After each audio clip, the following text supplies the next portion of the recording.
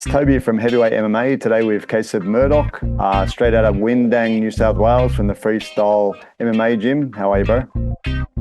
Good, Toby. Thank you for having me on the show. No worries, man. Hey, how is it training alongside the great Alexander Volkanovski, Colby Thickness, Jarrett Wilbraham, Justin Van Heerden, etc.? How is it there? It's an awesome place to be, and like every day I just got to remind myself where I am and just try and be grateful because I'm surrounded by some of the best fighters in the world and the best fighter in the world in my mind. Yeah, man, that's a great thing. And how did you initially get involved? I believe you did a bit of work with Alex, right, to help him prepare. Is that what happened? Yeah, it was sort of kind of just where I had a connection on my end, and I contacted Joe and said I wanted to come over and train, and I came over for a few weeks. Must have been 20 or last year anyway. Last year in May, I came over for maybe 3 weeks, and that was when Volk was in camp for Yaya, and kind of tried it out, and I really liked it. And I did say to Joe, I'll be back. I just obviously couldn't jump over right at that point. And then fast forward to the end of last year, November, Volk was in camp again. I kind of just come over to help out with that and do some of my own training, and then a few things happened, and I ended up staying here really, which was my intent originally. I just didn't know if I would be able to stay straight away, but things worked out good. Man, it's kind of a funny thing the way everyone kind of mixes up. Like you've got Cam Rouston from Sydney training at CKB in Auckland. You've come from New Zealand over to Wollongong, kind of part of Sydney to train. It's just a funny thing, bro. Tell us how that came about. Like, how did you actually where were you training in New Zealand and then decide to come over? So I was training at two different gyms, Hammerhead MMA under Matt Tower, and then Combat Sports School with Caleb Stephen. So that I'd been coached by both of them two on and off, just growing up. Then I started wrestling with Caleb when I was 10. Then I think I started training at Matt's gym, Hammerhead, maybe 13 or 14. So I was kind of just doing that all growing up, and then Hammerhead at the time also had a boxing club, so I jumped in and had quite a few boxing fights just growing up before I ended up fighting MMA. It was kind of always the goal was to go to MMA. I kind of, at one point, I thought I was just going to be a boxer, but ended up kind of getting a bit bored with that, and MMA kind of interest came back. Yeah, man, you understate your boxing a bit. With from what I read, said 43 amateur boxing matches. You boxed at the Buenos Aires 2018 Olympic Youth Games. So you're a pretty established boxer back then, right? Yeah, I had quite a few, heaps of boxing fights. 43, few national titles, went international a fair bit. That was all under 18. It was all as a youth, all my international. But yeah, I probably had 4 or 5 international tournaments, and obviously the biggest one being Youth Olympics. Got to travel around a wee bit doing that. Fighting, I suppose the world's best competition. Had some luck in there, and then also had a few losses internationally as well. Kind of every time I felt like I was learning though, you go away on a trip and you come back and you've always got stuff to work on. Man, it gives you a step up. I mean, in the MMA boxing realm, not everyone has that depth of experience in boxing, and if you can keep it in that realm, it's going to really help you, right? Like when you're fighting someone, your boxing is going to be a level above, Yeah, I believe so too, and I believe I haven't even really shown my striking in any of my MMA fights. I don't know. I suppose I was originally a wrestler, so it's kind of funny because I have that boxing experience, but then I've kind of wrestled originally as well, so that's kind of still my I don't know, most comfortable thing to do, and I suppose just most interesting to me, really. Probably just the favourite thing to do. But I know the striking will come out. I'm constantly working on it, and even though people aren't seeing it, it's improving, and it'll come out when it needs to. That's awesome, man. You look at some of the guys like Cody Haddon had a pretty extensive amateur boxing background, I believe. and he just kicked ass in his first UFC fight, mostly with the hands, right? But he can wrestle as well. Guys like Steven Erceg, he's wrestled quite a bit through his time and also done the stand-up. But yeah, it's good to have that in your back Yeah, pocket. yeah. I think it's just it's another thing I can add to. But yeah, both those two have great boxing and they use it very well in MMA. Yeah. I definitely think boxing for MMA and like kickboxing for MMA is a little bit different to like boxing for boxing. Just I know a few things you got to be aware of and you can't do in MMA, and then same with boxing. But they both translate.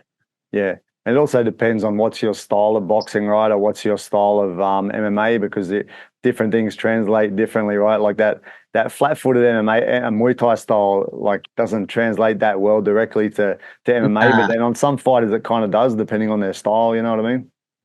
Yeah, that's very true. And I suppose same with like boxing, if someone's going to be moving heaps or someone's going to be aggressive, depending on what they do. Like, I suppose I was quite an aggressive boxer, and it kind of works really well with my wrestling. So I can go one or the other. But yeah, just different people just translates well. That's it, man. And you've had 4 fights as a professional, but you've actually had 4-0 wins, I should say, and 14 wins straight when you add it up with your amateur MMA career. So sounds pretty good, bro. It's a nice record. Actually, it's 16. 16. All right. Yeah, that's what it said online. Yeah, I think I was 12. Yeah, 12 amateur fights for MMA, and then 4 for pro for MMA. How good's that, bro? And your last 3 of the 4 fights were at Cancun Fight Night in Bali, correct? With 3 wins by ground and pound. They were all by ground and pound, is that right? Yeah, that's right. Yeah. And you got one arm lock in the middle of it against that what's his name? Jake Piper. Yeah, so I got one on Hex, a short notice one on Hex. Yeah. Got a sub in that one. But yeah, just the other one's just ground and pound. It's the way I kind of, I don't know, like to finish. I think it's a cool way to finish. That's it, man. And I read that you're born in Dunedin, and I also read that you trained with Fergus Jenkins, bro. Like I'm pretty familiar with Fergus and his coach Hostile, Karl Weber. You know these guys, mate? Yeah. I've been on a few, like just on the amateur scene. Me and Fergus got to travel a few places just when we were both fighting amateurs. So I'm really close with him. And then just being around the fight scene, like local fight scene with Karl, I'm very familiar with him as well. They're both legends. I've trained with Fergus a couple of times. So he's from Christchurch, I'm from Dunedin. So we a little bit far away, but yeah, know him very well. Yeah, man. He just made his pro debut, which did very well on. I don't know, excited to see where he goes. Yeah, I was very lucky back in around 2010, 2011 when Aaron Boys and Karl Weber brought a few lads over here to fight. I'm in China, and they brought over a couple of lads just kicking off in their pro career. Dan Hooker, Kai Kara France, a few other lads. So I was fortunate enough to meet these guys in the early days of their career. It's cool. Oh wow, awesome. Yeah, I even got the chance to be in the corner holding some ice or something when both of them fought in Hong Kong one day. So it's kind of cool. Oh, awesome. Are you pretty close with like Karl, are you? Or I'm in a different country, bro, so I wouldn't say close, but we keep in touch, and he's a great guy. Like, yeah, is it OG of MMA? Exactly. I know his background. I've managed to catch him for an interview once. He's not so keen on interviews, but he did one with alongside Fergus one day, so I was lucky enough to get him there. Yeah. Oh, that's good. I don't know if I've ever really seen him do interviews, but he's a character. He's a character for MMA. That's it, man. So what's the plan for you, man? What's your sort of immediate goal, your long-term goal? So a long-term goal is be champion of the UFC. You probably hear that a lot from everyone. Immediate goal is just try and be active and just try and compete as much as I can. And then, I don't know, I'm pretty, like, I've got to remind myself I'm doing what I want to do. Like, I'm pretty much fighting full time, which makes me so happy that I get to get up and train and then just compete. Competing is what I love. So I'm pretty happy where I am right now. But yeah, I'm gonna still got very far to go and goals to achieve. My next fight is going to be on Kangu December 22nd. Yeah. Just waiting for a matchup though. It seems to, I don't know, just a few names that we've gotten have just keep falling through. So I'm sure I'll get one. They might just not want to get bashed when they have a look back at your shots, your last fights. They might just think you're better of it. Yeah, maybe that might be it. I don't know. That seems to be a common occurrence. People not so Yeah. keen, but Bro, that just comes with fighting. I've got a couple of random sort of questions. I've been asking a few guys. I want to eventually make a little compilation with different people answering the same question. So I'll just run through them if it's all right, bro. Yeah, that's cool. Firstly, mental preparation. Can you describe your mental preparation routine before a fight? I'll do some visualization stuff. Like I'll just like listen to some things and just try and visualize and just try and be relaxed. But apart from that, I don't really have any things that I do. I just kind of think, I don't know, I just train hard in the gym, and then I find that's where my confidence comes from. And then I love to compete. So yeah, that's really all I do. Nice, bro. Motivation. What drives you to compete at the highest level and stay motivated through the ups and downs of fighting? Oh, that's a good question. Honestly, bro, I just love to compete. Like, I don't know. I suppose ever since I was young, just I suppose wrestling and fighting, I just had such a interest for. And then once I actually started competing, it just kind of made that grow even more. I don't know, maybe yeah, just chasing that competition is if I could compete every day, I would. Nice. Hey, post-fight reflections, man. After a fight, win or lose, what processes do you go through for self-reflection or analyzing your performance? Usually right after, I'm always, I don't know, kind of almost hard on myself until I get to watch footage. I always, I don't know, some reason think I've done worse than then if I watch footage, I'm like, oh, it's actually, I did a few better things than I thought. But I suppose I'm also just chasing perfection. So it's hard to always be happy. And I'm always just kind of, I know it's always like good to get a win, but then I'm always on to the next thing. I'm just thinking, oh yeah, what's next? What's my next goal? Yeah, I guess Yeah. that's the way to be, man. Like you don't want to be settled and complacent, right? It's better to be kind of looking for errors than thinking you're all that. Yeah. Yeah, that's true. And then I suppose I don't know. I think more in the future, I'll look back on like my fights and stuff. I'll be like, oh yeah, that's good, or like some of my achievements that I've had, and I'm like, oh, that's pretty good. But usually, right at the time, I'm just on to the next thing, really. Yeah. Good, bro. Training regimen. Could you walk us through a typical day of your training? Pick a day and tell us how you go from wake up till sleep. Okay, well, what happened today? Pretty much got up, went and trained. Had a meat grinder. I mean, not meat grinder, sorry, a spider. So it's just our flight simulator. We actually it was a pretty busy room today because we got 6 fighting, so had 6 doing spiders. So it was a very busy day. And then today had physio, and then pretty much just had a rest. And then I've got to go to work in about an hour. So yeah, so the weekend I'll usually work more, and then during the week I get to just train full time. So like on Monday, I say I'll get up and go to S&C at about 7 o'clock, and for about an hour, and then after that I'll have my MMA training at 9:30 to about 10:30, and then during the day I'll just rest, and then in the afternoon I'll have 2 hours of 2 different classes, one of like MMA and then a striking class. It kind of just mixes up each day, just different things. We do 2 fight simulators a week, Wednesday and Friday mornings. So they're probably the hardest ones. We spar on Saturdays.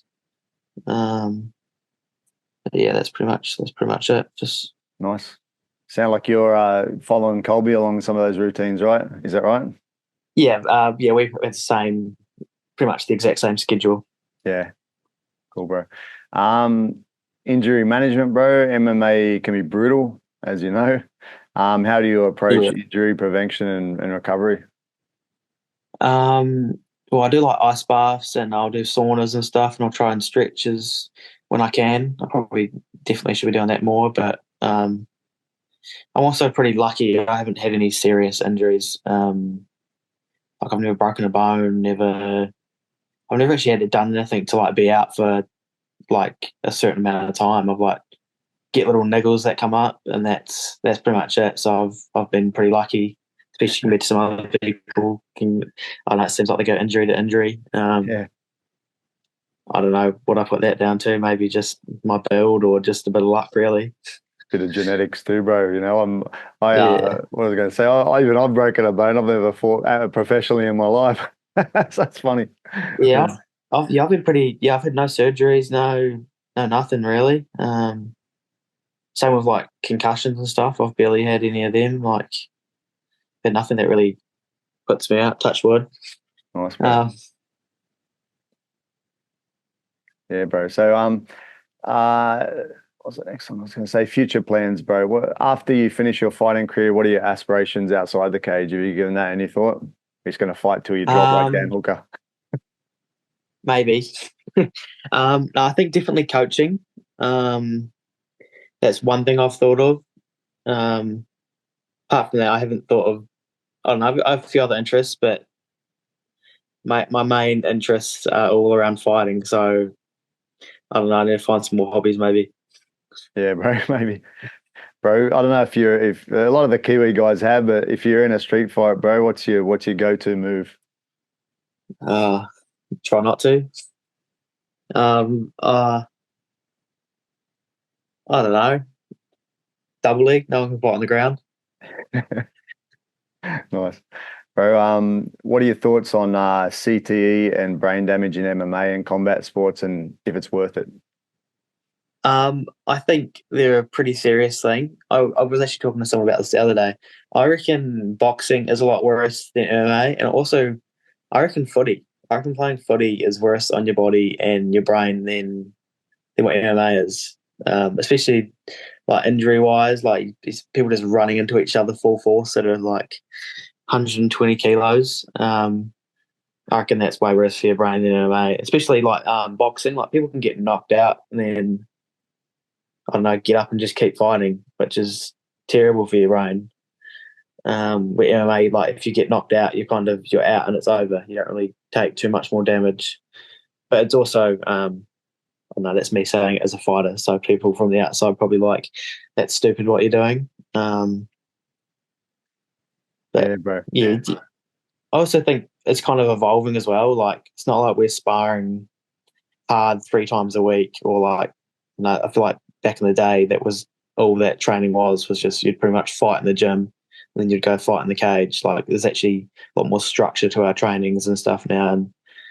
And like we only spar hard once a week, so it's not like we're accumulating so much damage. But Yeah. For sure, everyone's yeah, gotten a bit smarter with it, right? Like everyone, like I was talking to Colby earlier about the same question, and yeah, you guys are a bit more scientific about it. Like just spar heavy, coming up to fights once a week, and yeah, people are really understanding now the impact of CT, etc. Right? but I definitely think it's still a serious thing. Like we are fighting at the end of the day.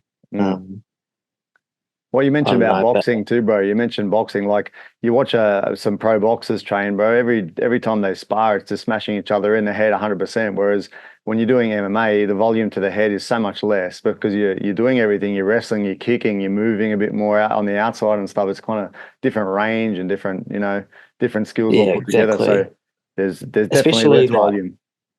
like boxers are usually sparring like hard 3 times a week, and unless you're like the top guy in like the world, like quite often you'll get brought in to be a sparring partner for someone, which you're pretty much just going to be pretty much there to get almost knocked out and give some guy confidence, which Mm, is probably so you're having like what 3 fights a week pretty much. And then you're also if you're in camp, like you're doing that each week, and then you're fighting. I think that's a lot worse on your brain. for sure. Yeah, For sure. personally. Bro, last question. Silly one. If you had to fight a bear, a lion, or a gorilla, which one would you choose, and what would be your strategy? Oh, it's a hard question. It's like a lose lose. Um, I reckon the lion would probably be the hardest. Almost maybe the bear. I reckon. Oh, I don't know.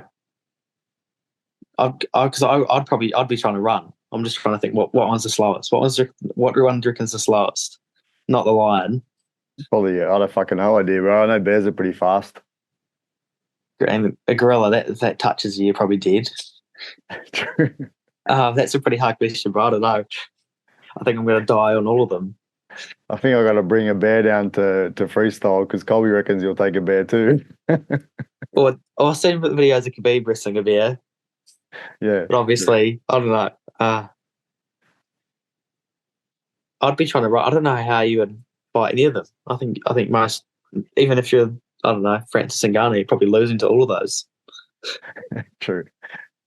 One day I'm going to get someone who's a bit fucking thinks they're fucking unbeatable, and they're going to give me a method. No one's given me a method to win yet, so we'll see.